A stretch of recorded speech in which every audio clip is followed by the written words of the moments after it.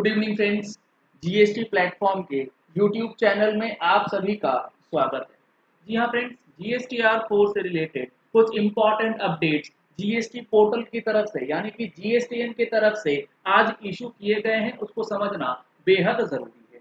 Discussion start करने से पहले आपके लिए एक जरूरी इंफॉर्मेशन है।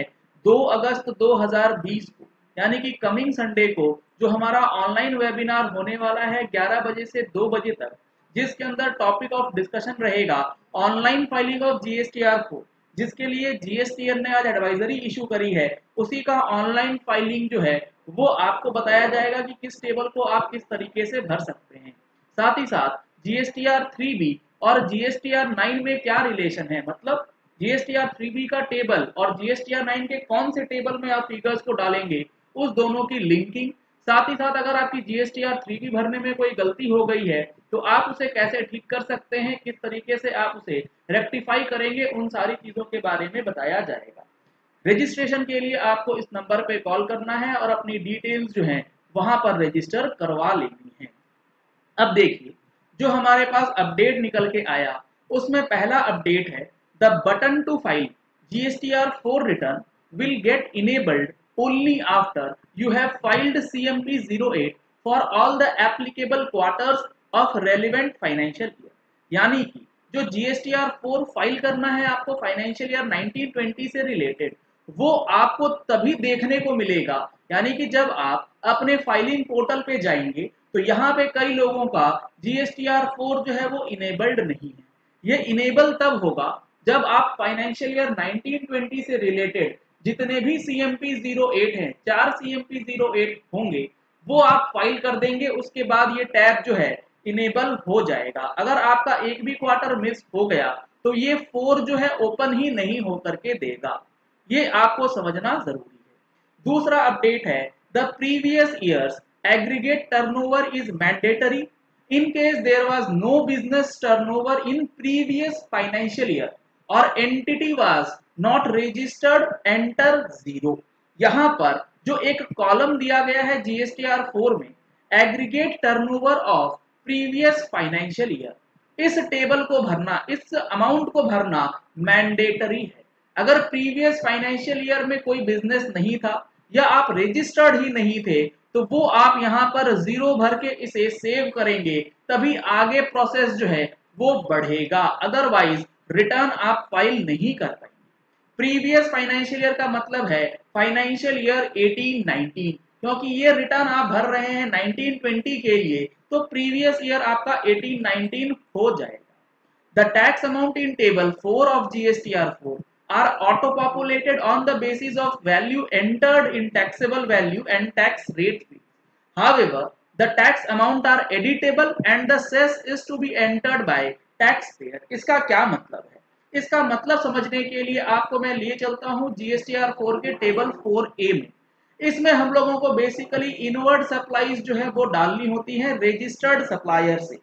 तो यहाँ पर जब आप अपनी परचेज की एंट्री करेंगे, परचेज एंट्री किस तरीके से होती है, वो होती है जीएसटी वाइज, रेट वाइज। यहाँ पे ये बोला जा रहा है आप टैक्सेबल वैल्यू डाल दीजिए, टैक्स रेट आप यहाँ पर सिलेक्ट कर लीजिए, टैक्स अमाउंट ऑटोमेटिकली पॉपुलेट हो जाएगा। लेकिन टैक्स अमाउंट जो ऑटोमेटिकली आएगा आप इसे एडिट भी कर सकते हैं एज पर रिक्वायरमेंट, क्योंकि यहाँ पे आप देखेंगे तो इस फिगर को आप चेंज भी कर सकते हैं।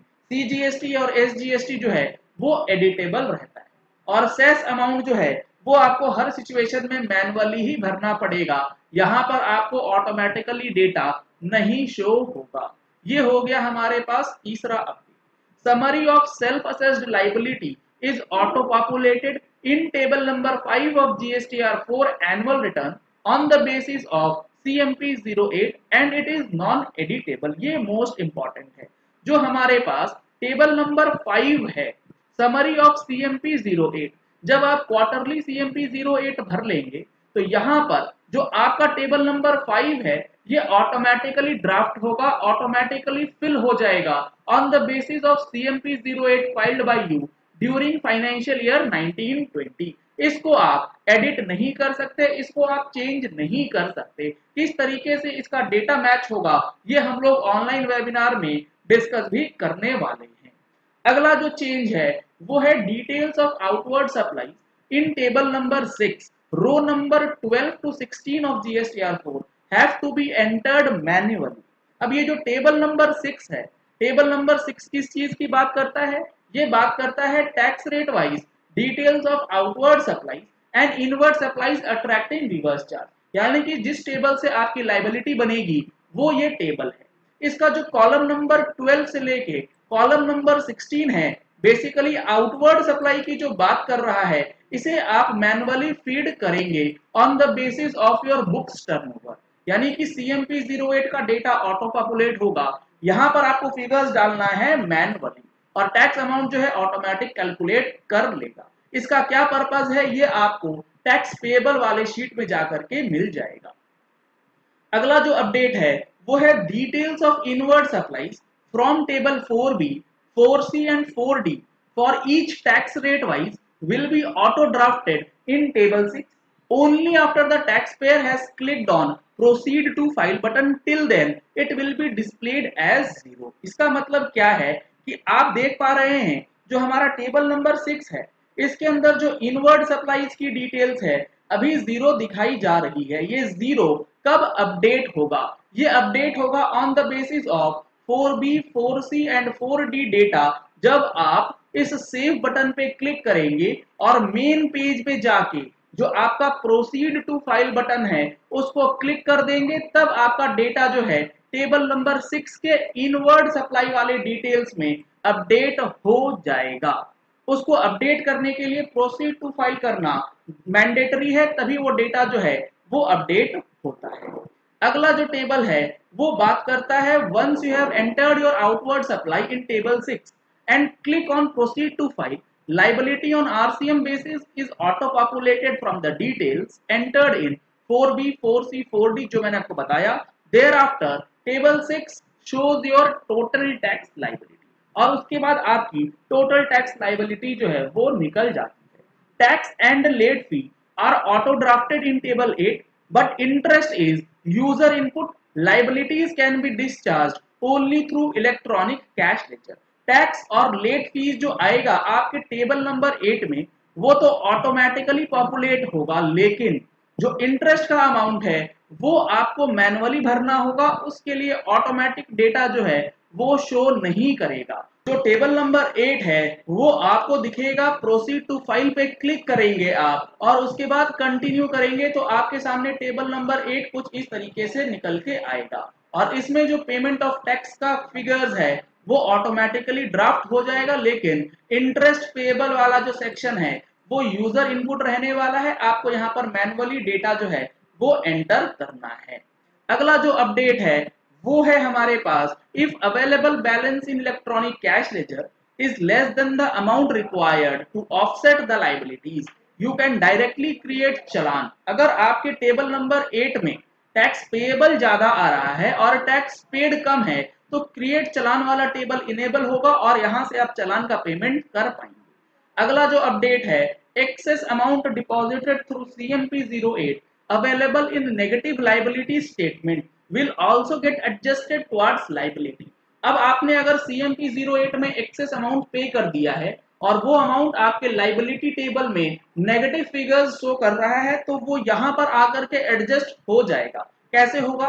क्योंकि यहां पर ऑप्शन दिया गया है एडजस्टमेंट ऑफ नेगेटिव लायबिलिटी। अगर एक्सेस पेड है तो वो ऑटोमेटिकली यहां से एडजस्ट करने के बाद ही बैलेंस जो है आपको दिखाएगा। File button is enabled only if no additional cash is required to be paid for liabilities. You have clicked on the declaration checkbox and select authorized signatory from the drop down list। Filing का button तब enable होगा जब आपने payment कर दिया है चलान से और उसे ऑफसेट कर दिया हो। तो ये 10 से 11 अपडेट जो हैं GSTR4 से रिलेटेड GSTN ने इशू करे हैं, जो कि आपको समझना बेहद जरूरी है। चलिए इस वीडियो को यही एंड करते हैं। आशा करते हैं कि आपको ये वीडियो पसंद आया होगा, ये अपडेट आपको समझ आ गई होगी। अगर अभी भी कोई क्वेरी है तो आप हमारी ऑनलाइन वेबिनार की क्लास अटेंड कर सकते हैं। उसमें GSTR4 की हर एक चीज के बारे में आपको बता दिया जाएगा। अगर आपने हमारे चैनल पे फर्स्ट टाइम ट्यून इन किया है तो चैनल को सब्सक्राइब करने के लिए नीचे दिया गया है रेड कलर का सब्सक्राइब बटन, उसे प्रेस कर लीजिए साथ में जो बेल आइकन है उसे प्रेस कर लीजिएगा ताकि वीडियोस की नोटिफिकेशंस आप तक रेगुलरली पहुंचती रहें।